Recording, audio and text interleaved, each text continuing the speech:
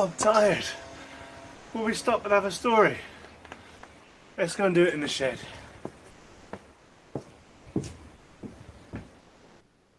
I thought I'd read this one in the shed, because this is where I like to invent things, fix things, try and make things out of bits and pieces that I've got lying about.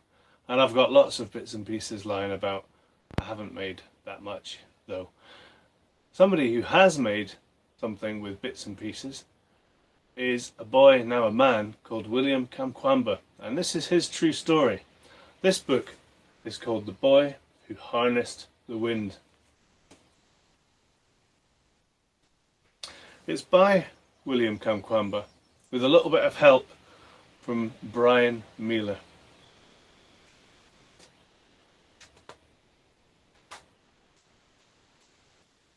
The Boy Who Harnessed the Wind. In a small village in Malawi, where people had no money for lights, nightfall came quickly and hurried poor farmers to bed. But for William, the darkness was best for dreaming. What do you think William in Malawi was dreaming about? He dreamed of building things and taking them apart, like the trucks with bottle cap wheels parked under his bed, and pieces of radios that he'd crack open and wonder, if I can hear the music, then where's the band? His grandpa's tales of magic also whispered in the pitch black of his room. Witch planes passed through the window while ghost dancers twirled around the room as if 100 men were inside their bodies. At dawn, in the fields, William scanned the maize rows for magical beings, and then wondered as a truck rumbled past, how does its engine make it go? Pay attention where you throw that hoe, his father shouted. You'll cut off your foot. For all its power over dancers and flying things, magic could not bring the rain. Without water, the sun rose angry each morning and scorched the fields, turning the maize into dust. Without food, Malawi began to starve. Soon, William's father gathered the children and said, "From now on, we eat only one meal per day. Make it last." In the evenings they sat around the lantern and ate their handful, watching hungry people pass like spirits along the roads. Money also disappeared with the rain. "Pepani," his father shouted, "I am sorry. You will have to drop out of school." Now William stood on the road and watched the lucky students pass, along with the monsters in his belly and the lump in his throat. For weeks he sulked under the mango tree, until he remembered the library down the road, a gift from the Americans. He found science books filled with brilliant pictures. With his English dictionary close by, William put together how engines moved those big trucks, and how radios pulled their music from the sky. But the greatest picture of all was a machine, taller than the tallest tree, with blades like a fan. A giant pinwheel, something to catch magic. Slowly, he built the sentence, "Windmills can produce electricity and pump water." He closed his eyes and saw a windmill outside his home, pulling electricity from the breeze and bringing light to the dark valley. He saw the machine drawing cool water from the ground, sending it gushing through the thirsty fields, turning the maize tall and green, even when farmers' prayers for rain went unanswered. This windmill was more than a machine. It was a weapon to fight hunger. "Magetsi Amfepo," he whispered. I will build electric wind. In the junkyard, pieces appeared like rusted treasures in the tall grass. A tractor fan, some pipe, and bearings and bolts that required every muscle to move. Tonga! He'd shout to the birds and spiders, holding up his prize. But as William dragged his metals home, people called out, "This boy is Misala. Only crazy people play with trash."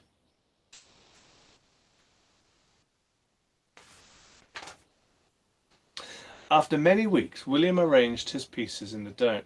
A broken bicycle, rusted bottle caps, and plastic pipe. Even a small generator that powered a headlight on a bike. For 3 days, he bolted, banged, and tinkered while chickens squawked and dogs barked, and neighbours shook their heads saying, "What's Miss Sala doing now?" His cousin Geoffrey and best friend Gilbert soon appeared. "Mulai Bwanji," they greeted. "Can we help with electric wind?" "Grab your pangas and follow me," he said, and took them into the forest. Together they swung their sharp blades into the trunks of blue gum trees, then hammered them together to make the tower. Standing atop, William shouted, "Bring it up!" while the boys tugged and heaved.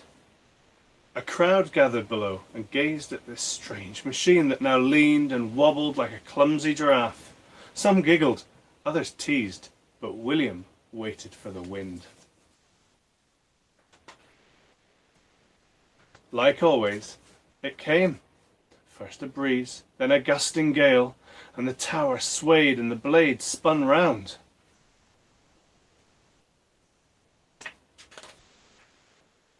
With sore hands, once slowed by hunger and darkness, William connected wires to a small bulb, which flickered at first, then surged as bright as the sun. "Tonga!" he shouted. "I have made electric wind." "Wachita bueno!" a man yelled. "Well done!" As the doubters clapped and cheered, William knew he had just begun. Light could not fill empty bellies, but another windmill could soak the dry ground, creating food where once there was none. "Magetsi Amfepo, electric wind can feed my country," William thought. And that was the strongest magic of all.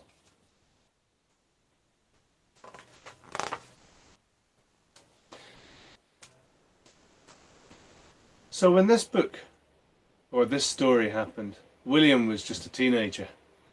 William now is a grown man and spends half his time in Malawi, where he's trying to set up a technology centre, and he continues to build wind turbines to generate electricity and to provide irrigation. And the other half of his time he spends in America, studying, working hard at school, colleges, universities, and meeting people and speaking to people about renewable energy. Last year, in 2019, we were lucky enough to have William Kamkwamba visit Aberdeen in person. And he spent a whole day speaking to primary school children, secondary school children, teachers, and people that worked in the energy industry. And he had a couple of really good pieces of advice for anybody out there. If you're trying to get from A to B and things get in your way, remember there's always a way around it. You just have to be able to solve that problem and work hard and think differently to do it. Even if people are calling you names and doubting that you can do it. Just like William, he focused and he managed to do it.